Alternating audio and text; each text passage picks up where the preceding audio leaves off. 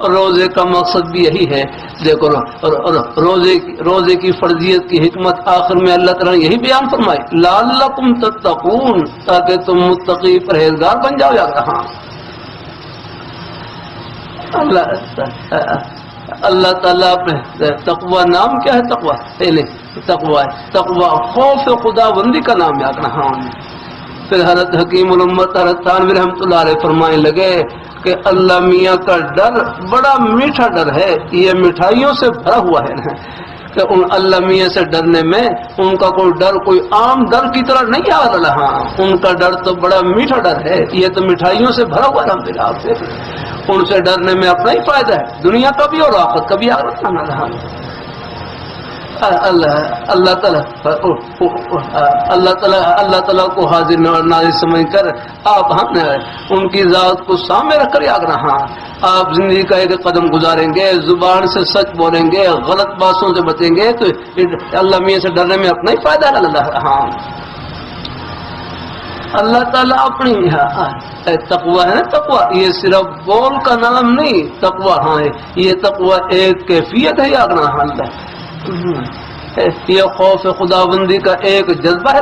ہاں یہ دل میں اتر جائے تو میرا کروں پھر ایک قدم کو جنت کے راستے پر ڈال دیتا ہے. اللہ تعالیٰ اپنی مہربانی فرمائے. پھر کر دوں آپ اپنی دکان کو جنت کی دکان بنائیں، اپنے دفتر کو جنت کا دفتر، اپنی کھیتی باڑی کو جنت کی کھیتی باڑی، اپنی ملازمت کو آخرتی ملازمت. ہر جگہ اللہ نے اپنے خوشی کے بہانے پھیلا رکھا.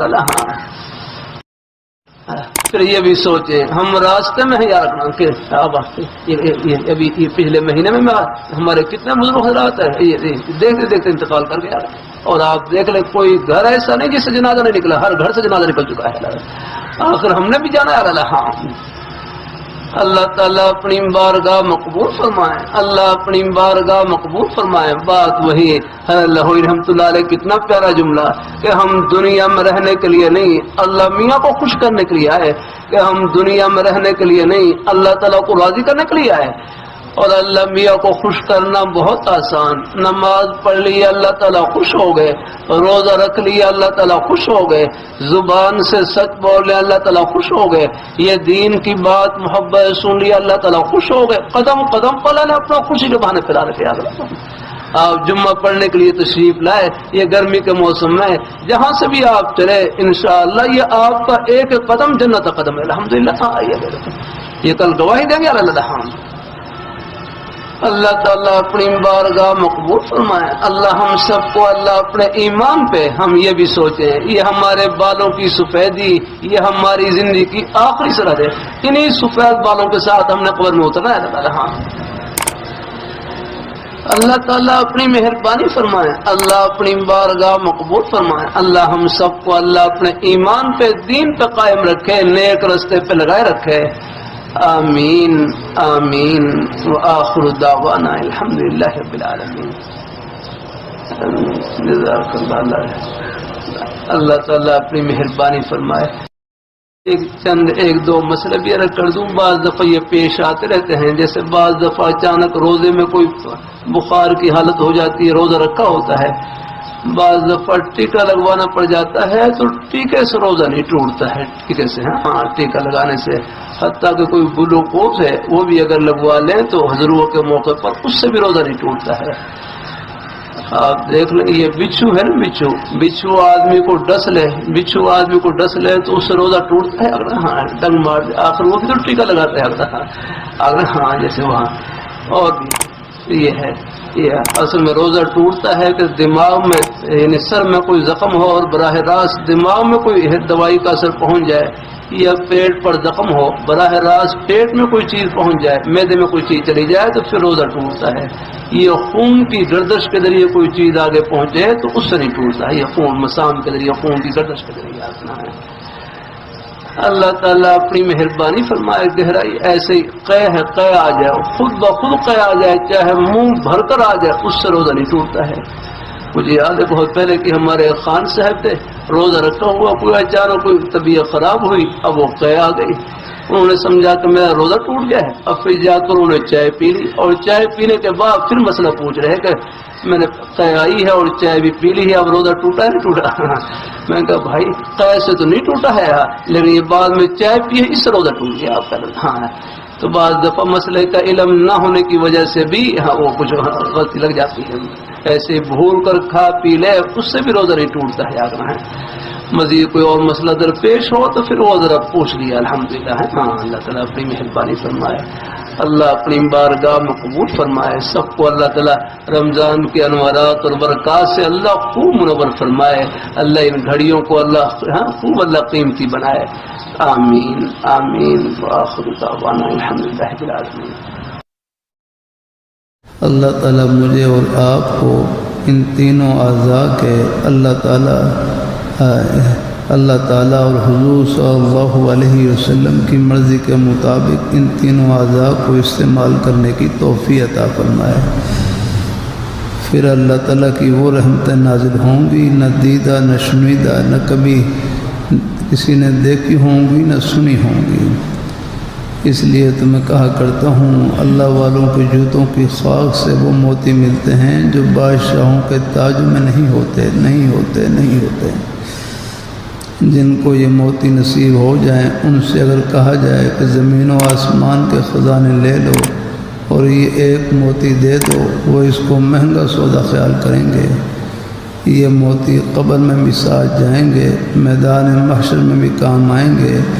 ان کی برکت سے رسول اللہ صلی اللہ علیہ وسلم کی شفاعت نصیب ہوگی، آپ صلی اللہ علیہ وسلم کے حوض کوثر سے پانی پلایا جائے گا اور دوزخ سے بچا کر جنت میں پہنچا دیا جائے گا۔ یہ موتی زانیوں کو نہیں ملتے، ان کا تو رخ ہی بدلا ہوا ہے، یعنی کعبے سے ہٹ کر وہ یورپ کے راستے پر چل رہے ہیں۔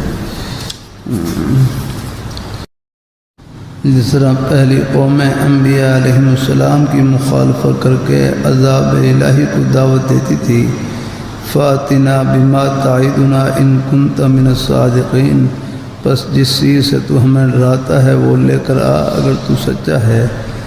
پھر جب عذاب الہی آیا تو اس کا نقشہ اللہ تعالیٰ نے یوں بیان فرمایا، وَأَمَّا عَادٌ فَأُهْلِكُوا بِرِيحٍ صَرْصَرٍ عَاتِيَةٍ سَخَّرَهَا عَلَيْهِمْ 7 لَيَالٍ و8 أَيَّامٍ حُسُومًا فَتَرَى الْقَوْمَ فِيهَا صَرْعَىٰ كَأَنَّهُمْ أَعْجَازُ نَخْلٍ خَاوِيَةٍ فَهَلْ تَرَىٰ لَهُم مِّن بَاقِيَةٍ۔ لیکن قوم عاد اور قوم عاد سو وہ ایک سخت آندھی سے ہلاک کیے گئے، وہ ان پر 7 راتیں اور 8 دن لگاتار چلتی رہی۔ اگر آپ موجود ہوتے اس قوم کو اس طرح گرا ہوا دیکھتے گویا وہ گری ہوئی کھجور کے تنے ہیں، بڑے لمبے لمبے قد تھے۔ جب اللہ تعالیٰ کا عذاب آیا تو بالکل یوں پڑے ہوئے جیسے کھجور کے تنے آیا کرنا۔ اللہ تعالیٰ اپنی قدرت استعمال کریں تو ایک جھٹکا ہم برداشت نہیں کر سکتے، یاد رکھنا۔ سو تمہیں کیا ان کا کوئی بچا ہوا نظر آتا ہے؟ قوم عاد کے متعلق اللہ تعالیٰ خود فرماتے ہیں، ان جیسی مخلوق ہم نے پیدا ہی نہیں کی، بڑے لمبے لمبے قد تھے ان کے، درختوں کی طرح بڑے ہیں۔ أَلَمْ تَرَ كَيْفَ فَعَلَ رَبُّكَ بِعَادٍ إِرَمَ ذَاتِ الْعِمَادِ الَّتِي لَمْ يُخْلَقْ مِثْلُهَا فِي الْبِلَادِ۔ کیا آپ نے نہیں دیکھا کہ آپ کے رب نے عاد کے ساتھ کیا سلوک کیا جو نسل ارم سے ستونوں والے تھے، ان جیسے شہروں میں پیدا نہیں کیا گیا۔ اللہ رب الجلال کا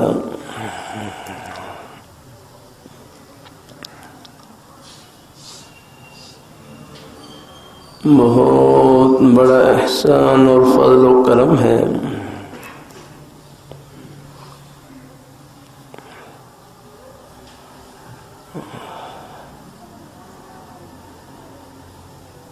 کہ اس پرفتن دور میں قرب قیامت کے دور میں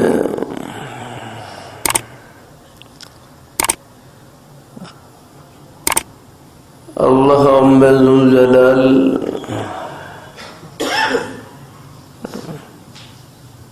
اپنے دین کی صحیح سمجھ نصیب فرما دیں، نیک رستے پر چلنے کی توفیق عطا فرما دیں، یہ اللہ تعالیٰ کا بہت بڑا انعام ہے۔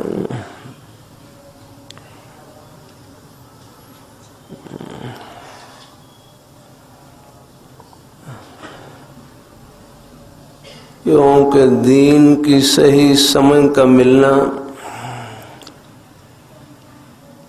یہ سیدھے راستے کا ملنا ہے، اور سیدھا راستہ وہ ہوتا ہے جو آدمی کو اپنے گھر پہنچا دے، اپنی منزل کے اوپر پہنچا دے۔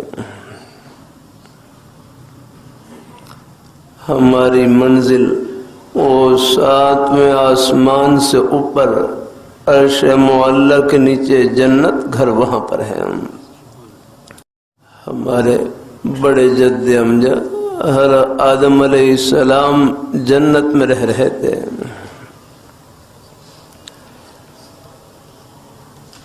یا آدم اسکن انت وزوجک الجنہ، اے آدم آپ اور آپ کی اہلیہ جنت کے اندر رہیں۔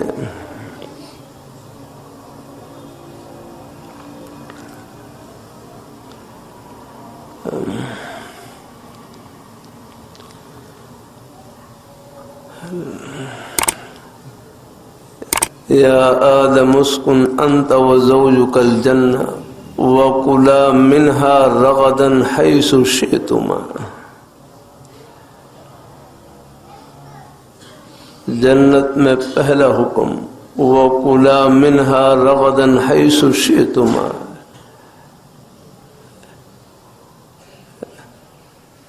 پہلا حکم وَكُلَا مِنْهَا رَغَدًا حَيْثُ شِئْتُمَا، کہ تم جنت میں کھاؤ با فراغت، کھلا کھاؤ پیو یار۔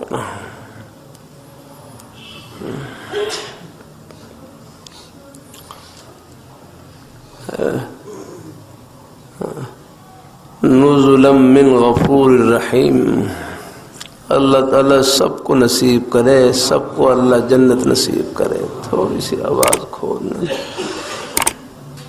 نزلا من غفور الرحیم۔ اللہ تعالیٰ اپنی مہربانی فرمائے، اللہ اپنی بارگاہ مقبول فرمائے۔ نزلا من غفور الرحیم،